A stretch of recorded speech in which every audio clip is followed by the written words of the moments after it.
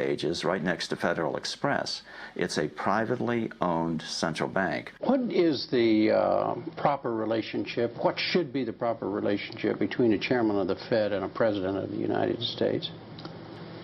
Well, first of all, the Federal Reserve is an independent agency, and that means basically that there is no other agency of government which can overrule actions that we take. There is no other agency of government which can overrule actions that we take. We have a private bank that prints money on behalf of the Treasury. The Federal Reserve prints money on a debt-based system which creates scarcity. But it puts a group of insiders in a position of having access to all the data about the economy when we don't. So you have a small group of bankers who understand the data on how the money works in the economy, and it gives them the ability to print money in a way that the insiders are protected and everybody else is drained. Catherine went on to compare a healthy economy to a vibrant torus, balanced, freely flowing, and energized throughout, in contrast to what's happening in our current economy. What you have is a system that's very dynamic, and it's trying to optimize. But intertwined in the core of it, you have a tapeworm. The way a tapeworm works in your body is it injects a chemical into your body that makes you crave what's good for the tapeworm and bad for you. You have a parasite that's very much manipulating and engorging itself at the expense of the whole. We live in a tapeworm economy where the financial elite are the tapeworm and they're feeding on us. And they don't like it when people blow their cover. After Catherine began exposing government corruption at the highest levels, the FBI raided her company and seized its assets. She was dragged through the courts for 10 years before being found innocent. So we've got the Federal Reserve, a privately owned corporation with a monopoly on creating money, but with no accountability, backed up by a government with a monopoly on force. The country got sold on the Fed as an institution that would help stabilize the economy and remain independent of politics. But in fact, in close to a century of existence, the Federal Reserve has done just the opposite. Since they took charge, we've been robbed through inflation, and the purchasing power of the dollar has declined more than 96%.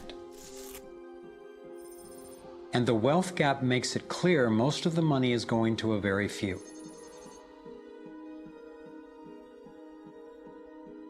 Only 16 years after the Federal Reserve was in power, America experienced the Great Depression. My research revealed that before the big crash in 1929, the elite bankers pulled their money out of the stock market. After the crash, they used that money to buy up cheap stocks and smaller failing banks for pennies on the dollar. Among the bankers who consolidated their wealth this way were the Rothschilds, Rockefellers, and Morgans. A similar scenario played out in the 2008 financial collapse, with the same bankers benefiting. In the years leading up to the collapse, the biggest banks, including Bank of America, Citigroup, and Chase, controlled by the Rothschilds, Rockefellers, and Morgans, were bundling and trading bad loans that they knew would eventually fail. It's like putting rotten oranges in a box and selling them as grade AAA. The bundlers of the debt knew it was only a matter of time before someone would open that box and see that the content was worthless, since they were the ones who packed the boxes in the first place. When the rotten oranges, what we hear about as unsound loans, derivatives, and credit default swaps, were finally discovered, everyone was impacted. People lost their homes, their jobs, their businesses, and their retirements. Meanwhile, the biggest banks who created the problem in the first place were the ones who got bailed out. Why's that? Why would the Federal Reserve give trillions to the banks, even though the majority of Americans were against bailing them out? And why not help those most in need rather than the perpetrators of the financial collapse? My research led me to believe that the same people who created the Federal Reserve, the Rothschilds, the Rockefellers, and the Morgans, still control it, and they use this scheme to bail themselves out at our expense. Many of the banks created are still the most powerful lobby on Capitol Hill, and they, frankly, own the place. I'm convinced that the near collapse of the economy in 2008 resulted from an orchestrated pump and dump scheme designed and executed by the big bankers to consolidate wealth and power. David Icke explains how he sees the Federal Reserve rigging the so-called business cycles. Stage one, it's like throwing a fishing line out. Stage one, you put lots of money, units of exchange, into circulation. You do this by pushing interest rates down, by making lots of loans. This is the part of the cycle we call a boom. Because there's lots of units of exchange in circulation, there's lots of money changing hands. That generates lots of economic activity. That generates jobs. And as more and more money is spent, there's more demand. So companies take out more loans of fresh air money to increase their production. People get confident in their everyday lives. Hey, you know, I work for this company, they've got lots of orders, it's really going great, my job's safe, I tell you what, we can have a bigger house. Then they start to change it. What they do is they pull the fishing line in. They push interest rates up. Now, fewer people, are taking out loans, and they make the criteria for having a loan from the bank stronger anyway. And also, now, as interest rates have gone up, a larger part of people's income is going to pay back the extra interest and not being circulated in buying things. Suddenly, there's nothing like as much money in circulation, and therefore, fewer things are being bought.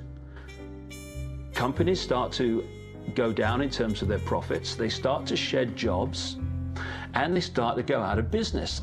People lose their jobs, they can't pay the mortgage anymore of the big house they took out in the good times. Now what the banks are doing is starting to reel the fishing line in, because as they go bankrupt, companies and individuals, the banks get the real wealth, the property, the land, the resources that they had signed to them for lending merely figures on a screen. Now this economic cycle of fishing line out, fishing line back, lots of units in circulation, pull them in, has been going on for centuries. And what it's done, it's stolen and accumulated the real wealth of the world in the hands of the few.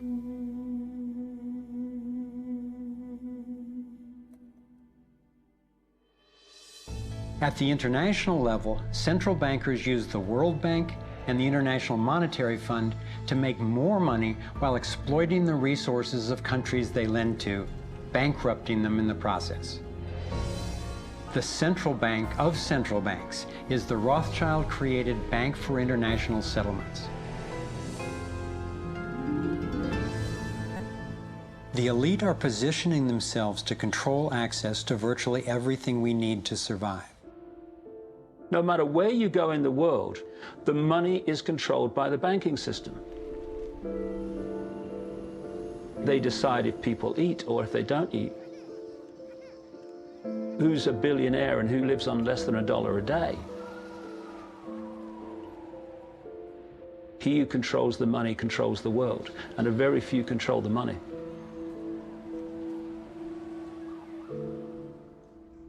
At this point, my view of the world had been turned upside down.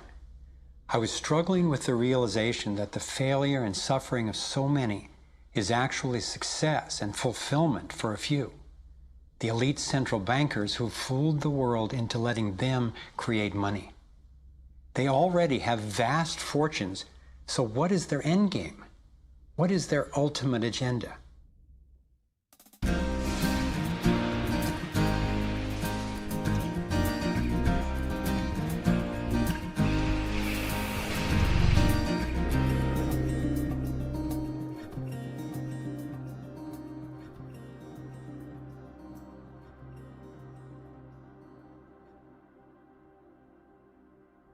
I kept running across compelling evidence and credible experts saying that the secret agenda of the banking elite is nothing less than total global domination.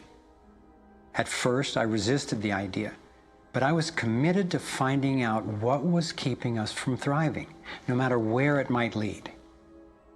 One night I woke up at 3 a.m. with the burning question: if this small group wanted to dominate the entire world, what would they need to control to accomplish it? I jumped out of bed and started making a list. First and foremost, they'd have to control money, and they do. Controlling money allows them to run everything else. They'd need to control energy, and they do.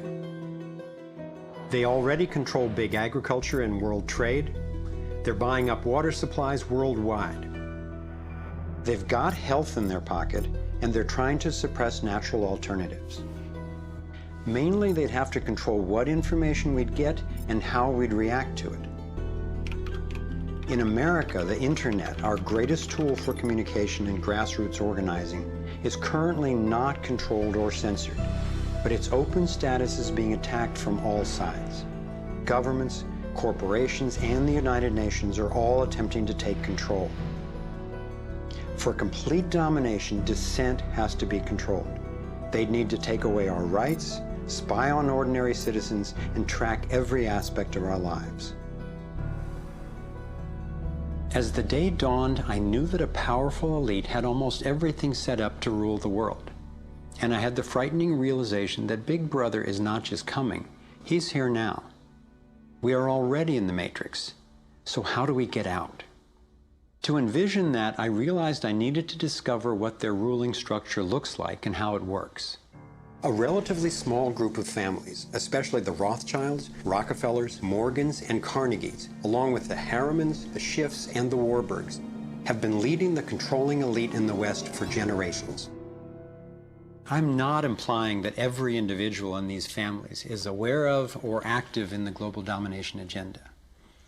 However, I'm convinced the heads of these dynasties control the corporate and banking interests that carry out the sinister scheme that is destroying so many lives. Those secretly driving the agenda have been known by many names.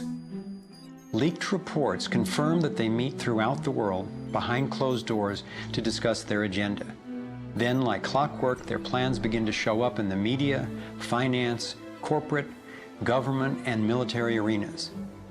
Of course, not everyone involved in these groups is in on the decision-making.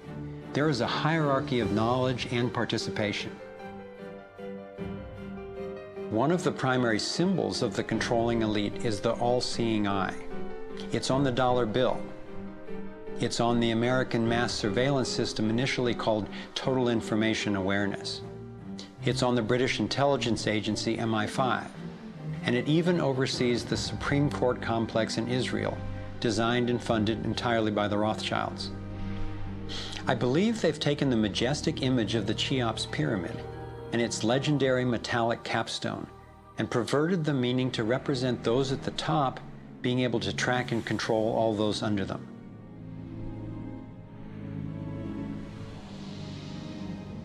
One of the painful ways this information has been used is by people who want to promote anti-Semitism. They wrongly call this a Jewish agenda and continue the ongoing racism that undermines and destroys so many lives. Let me be clear, this is definitely not a Jewish agenda. It's been documented that central bankers even funded both sides of World War II, as well as some of the corporations associated with Hitler's atrocities against the Jews. Since these people have more money than their families would need for generations, and since they have the power to create money, I don't believe wealth is their end goal. After you have all the material things that you could possibly want in life, what is left to excite you? And for many people, the answer is power, global power. They became intellectually elite. They began to think that they had a plan that was better than anybody else's plan. They got the idea that freedom is dangerous. If you give people freedom, you know what? They're probably not going to use it wisely like we think they should. We are smarter than they are. And for their own good, we should rule them.